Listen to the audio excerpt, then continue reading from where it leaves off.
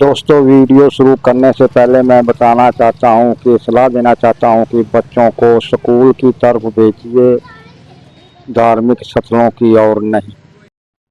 दोस्तों, आपने महाशिव पुराण से दारूवन की कथा जरूर सुनी होगी। अगर नहीं सुनी तो सुनिए, इससे आपको पता चल जाएगा कि जिस शिवलिंग की आप पूजा करते हैं वह क्या है। यह मैंने शिव महापुराण से लिया है, अध्याय 12 से देख लीजिए। दारूवन की कथा। शिव महापुराण के कोटि रुद्र संहिता के अध्याय नंबर 12 श्लोक 3 से लेकर 52 में प्रमाण है कि ऋषियों ने सूत जी से पूछा कि हे सूत जी, शिव वल्मा पार्वती लोक में बाण लिंग रूपा कही जाती है, इसका क्या कारण है। ऋषियों के इसी प्रश्न का उत्तर देते हुए सूत जी ने कहा, हे श्रेष्ठ ऋषियों, मैंने व्यास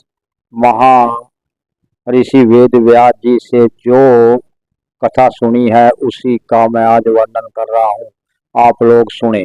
पूर्व काल में दारू नामक वन में वहां नित्य शिव जी के ध्यान में तत्पर शिव भक्त रहा करते थे। वे तीनों कालों में सदा शिव जी की पूजा करते थे और उनकी स्तुति किया करते थे।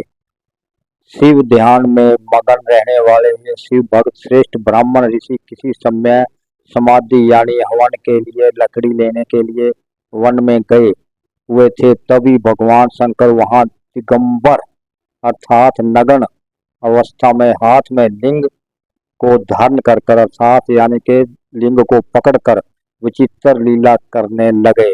शिव जी के दिगंबर नग्न रूप को देखकर ऋषियों की पत्नियां अत्यंत भयभीत हो गई, जिनमें से कुछ ऋषि पत्नियां वापस आ गई और कुछ स्त्रियों ने परस्पर हाथ पकड़कर आलिंगन किया। उसी समय सभी ऋषिवर वन से हवन की लकड़ी लेकर आ गए और वे इस आचरण को देखकर दुखित तथा क्रोध से व्याकुल हो गए। तब समस्त ऋषिगण दुखित हो आपस में कहने लगे, यह कौन है। जब दिगंबर नगर शिव जी ने कुछ भी नहीं कहा, तब उन महर्षियों ने शिव जी को श्राप दिया कि तुम वेद मार्ग का लोप करने वाला यह विरुद्ध आचरण कर रहे हो, अतः तुम्हारा यह विग्रह रूप लिंग शीघ्र ही पृथ्वी पर गिर जाए। जिससे शिव जी का लिंग पृथ्वी पर गिर गया, जिसके बाद वह लिंग आगे शिथित हुआ, अग्नि के समान जलने लगा और जहाँ जहाँ वह जाता तहाँ तहाँ जलता था।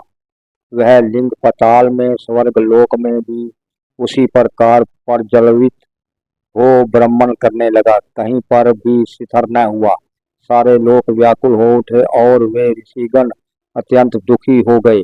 देवता और ऋषियों में किसी को भी अपना कल्याण दिखाई न पड़ा। तब वे ब्रह्मा जी की शरण में गए। उन्हें श्री ब्रह्मा जी ने कहा कि जब तक यह शिवलिंग शिथिर नहीं होगा तब तक तीनों लोकों में कहीं भी लोगों का कल्याण नहीं हो सकता। हे देवताओं, देवी पार्वती की आराधना करने के पश्चात शिव जी की प्रार्थना करो। यदि पार्वती साक्षात योनि रूपा हो जाए तो यह शिवलिंग शिथिल हो जाएगा। ब्रह्मा जी के यह कहने पर वे देवता और ऋषियों ने शिव जी की पूजा व स्तुति की। तब प्रसन्न होकर शिव जी ने कहा, हे देवताओं, हे ऋषियों, आप लोग आदर पूर्वक मेरी बात सुनिए। यदि यह शिवलिंग योनि से भगवती महाशक्ति पार्वती के द्वारा धारण किया जाए तभी आप लोगों को सुख प्राप्त होगा। पार्वती के अतिरिक्त अन्य कोई भी मेरे इस स्वरूप को अर्थात लिंग को धारण करने में समर्थ नहीं है। उन देवी पार्वती के द्वारा धारण किए जाने पर शीघ्र ही यह मेरा निष्कल स्वरूप शांत हो जाएगा। तब शिव जी की यह बात सुनकर प्रसन्न हुए देवताओं एवं ऋषियों ने ब्रह्मा जी को साथ लेकर देवी पार्वती जी की प्रार्थना की, जिससे शिव जी प्रसन्न हो गए और जगदम्बा पार्वती भी प्रसन्न हो गई तथा पार्वती जी ने उस लिंग को धारण किया। दोस्तों, दोस्तों, उम्मीद है कि आपने इस कथा को ध्यानपूर्वक सुना होगा।